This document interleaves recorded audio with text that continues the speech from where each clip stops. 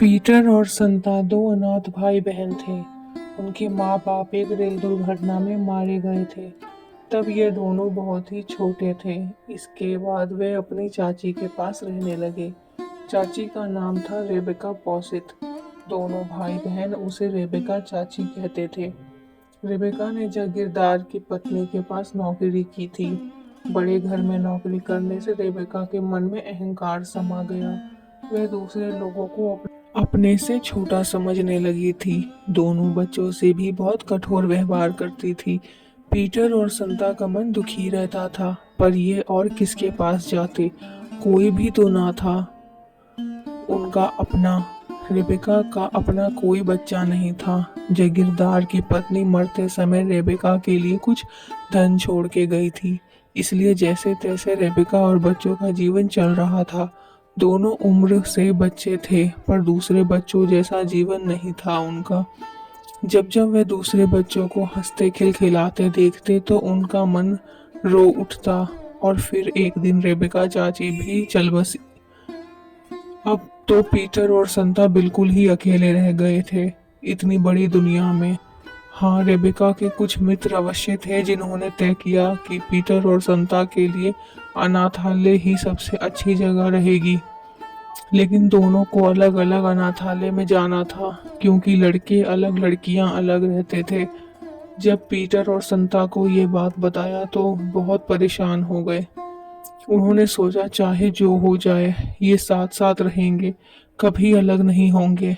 तभी पीटर को याद आया, चाची रेबेका के एक रिश्तेदार सर्कस में काम करते हैं। नाम था उनका गस।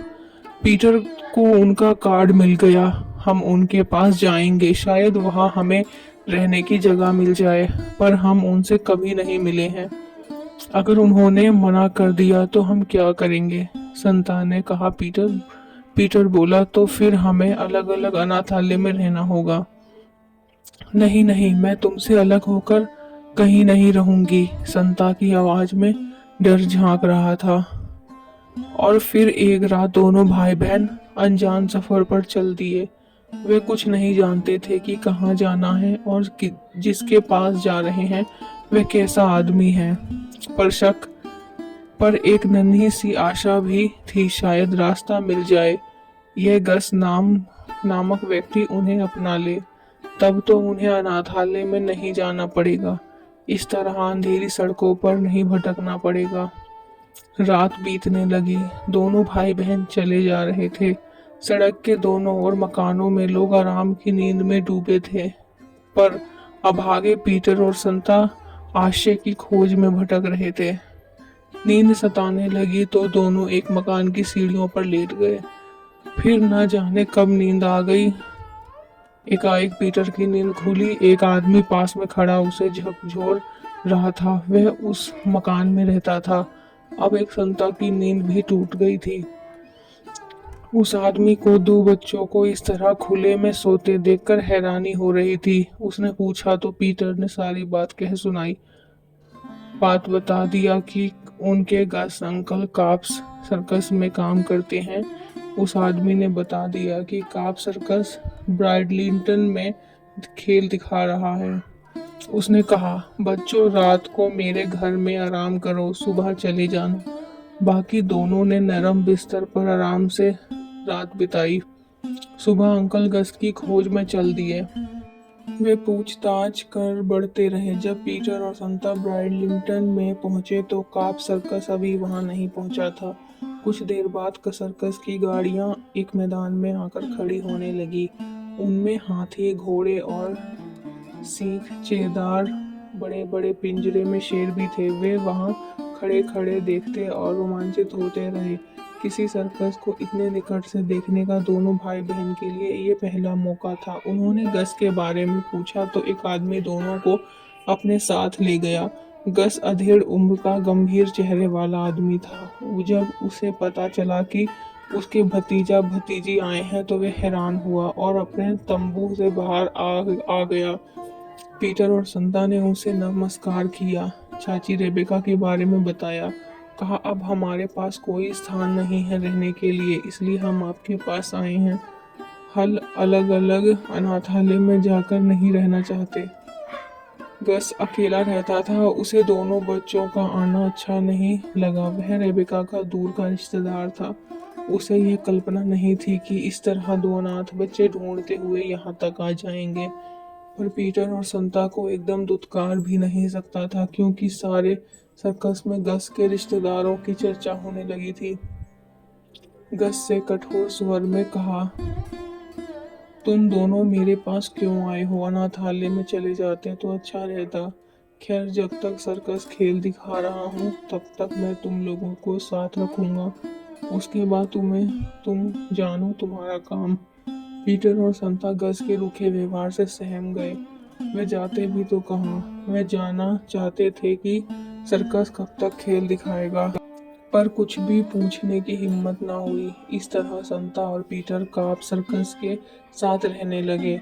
वहाँ की दुनिया उनके लिए अनोखी थी। दिन में सर्कस के कलाकारों को अभ्यास करते देखते तो विचित्र लगता। सर्कस में जिस कस्बे में जाता, कलाकारों के बच्चे वहाँ के स्कूल में पढ़ने के लिए जाते। हर कस्बे में सर्कस 4-5 दिन तक रुकता था। पीटर सोचता था, विचित्र है ये पढ़ाई। ऐसे में कोई क्या पढ़ सकता है भला? पर वे दोनों उस दिन तक एक बार भी स्कूल नहीं गए थे। गस के कहने पर वे बच्चों के साथ एक स्कूल में गए। वहाँ छात्रों ने इनका खूब स्वागत किया। छात्रों ने पीटर और संता का परिचय पूछा तो पीटर ने संकोच से कहा, हम सर्कस वाले नहीं हैं, हम तो थोड़े समय के लिए आए हैं। फिर भी यह इस प्रश्न का उत्तर नहीं है दे सके कि वह कहाँ से आए हैं। सर्कस कलाकारों के बच्चे स्कूल में करतब दिखने लगे, पर संता और पीटर के पास दिखाने के लिए कुछ नहीं था। सच तो ये था कि रेबेका चाची ने उन्हें कुछ भी नहीं सिखाया था। दोनों भाई बहन सर्कस वाले बच्चों से अलग खड़े थे।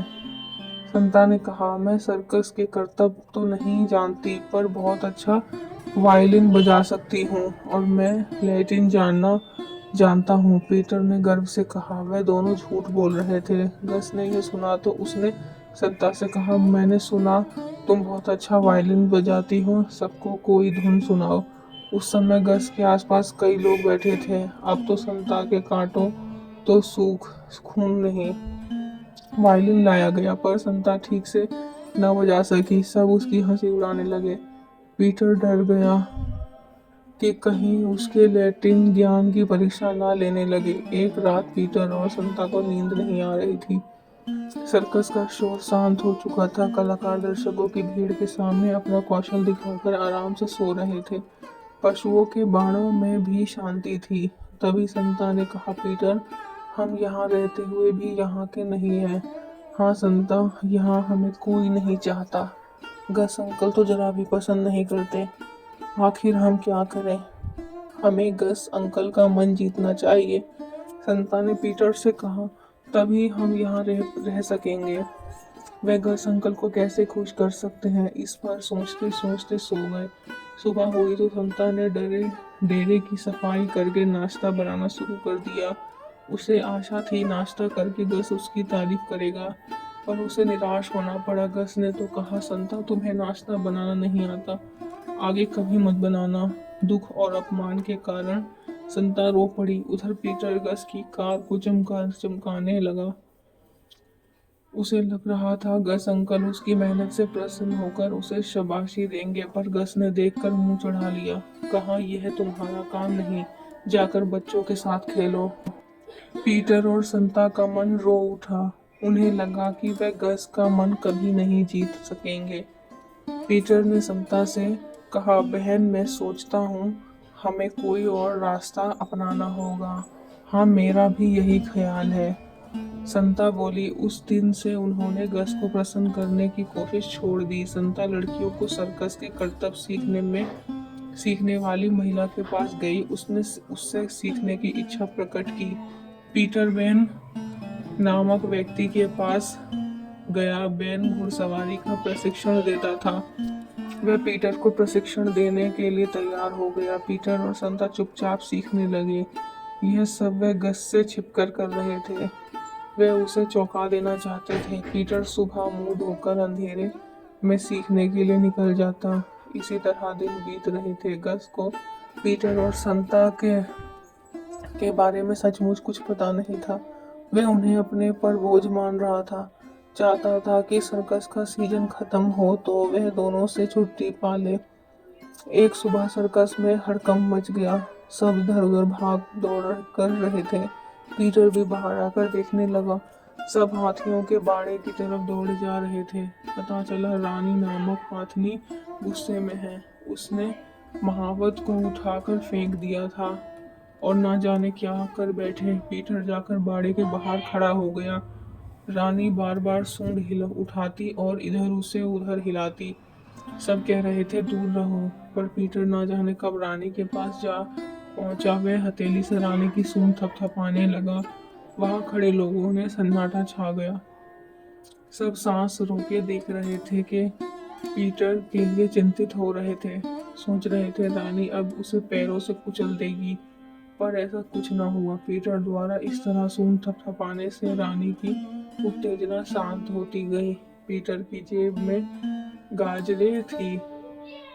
उसने गाजरें दी तो रानी खाने लगी। कुछ देर वह सामान्य हो गई। पीटर बहुत देर तक रानी के पास खड़ा रहा, दुलार करता रहा। पूरे सर्कस में पीटर के साहस की चर्चा थी।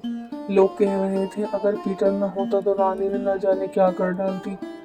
पीटर सोच रहा था क्या गस अंकल ने भी यह बात सुनी होगी। वह सर्कस का आखिरी दिन था। गस ने पीटर और संता से कहा, अब मैं तुमसे विदा लूंगा। मैंने तुम दोनों के लिए एक स्कूल में व्यवस्था कर दी है। तुम्हारी रेबेका चाची के मित्र तुम्हारी देखभाल करेंगे। रेबेका चाची के मित्रों के पास जाने की बात सुनकर दोनों परेशान हो उठे। उन्हीं के पास से भागकर तो पीटर और संता यहाँ आए थे। अब वे सर्कस की जिंदगी स्वीकार कर चुके थे तो उन्हें फिर से निकालने की तैयारी हो रही थी। उसी रात सर्कस के तंबू में आग लग गई। घोड़े उसमें फंस गए। पीटर ने देखा तो फिर दौड़ता हुआ तंबू में घुस गया। घोड़ों के बंधन खोलकर बाहर ले आया। इस काम में उसे चोट भी आई, पर उसने परवाह नहीं की। उसे खुशी थी कि उसने घोड़ों को जलने से बचा लिया था। अगली सुबह जब विदा हो रहे थे, सर्कस का सामान गाड़ियों में लादा जा रहा था। पीटर और संता एक तरफ खड़े थे। वे किसी के नहीं थे, कोई नहीं था उनका। तभी सर्कस के मालिक गस ने कहा, मैंने सुना है तुम दोनों बच्चों को दूर के स्कूल भेज रहे हो। यह तो ठीक नहीं है। अब ये हमारे हैं, ये कहीं नहीं जाएंगे, हमारे साथ रहेंगे। पीटर और संता ने गस अंकल को पहली बार हंसते देखा। बच्चे जैसा चाहे। अब दोनों भाई बहन अनाथ नहीं रह गए। उन्हें अपना सर्कस का परिवार मिल गया था। वे मुस्कुरा रहे थे। दोस्तों, ये थी हमारी आज की कहानी। आप हमें ज़रूर बताना ये कहानी आपको कैसी लगी है। हम आपके लिए और नई नई कहानियाँ लेकर आएंगे। और जल्दी से जाके हमारा चैनल सब्सक्राइब करें।